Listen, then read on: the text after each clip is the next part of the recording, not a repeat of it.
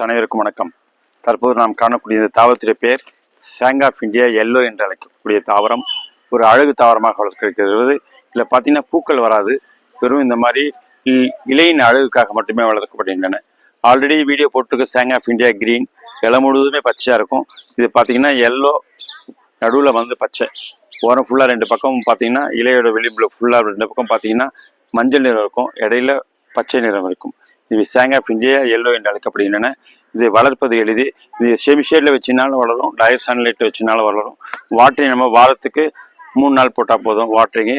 இது நிறைய பிரான்ச்சஸ் சைடில் வரும்போது நம்ம ட்ரிம் பண்ணி நம்ம அதை எடுத்து கட்டிங்ஸ் போடும்போது நமக்கு ஒரு தரமான தாவரம் கிடைக்கும். இதுலேருந்து நீங்கள் நிறைய கட்டிங்ஸ் எடுக்கலாம்.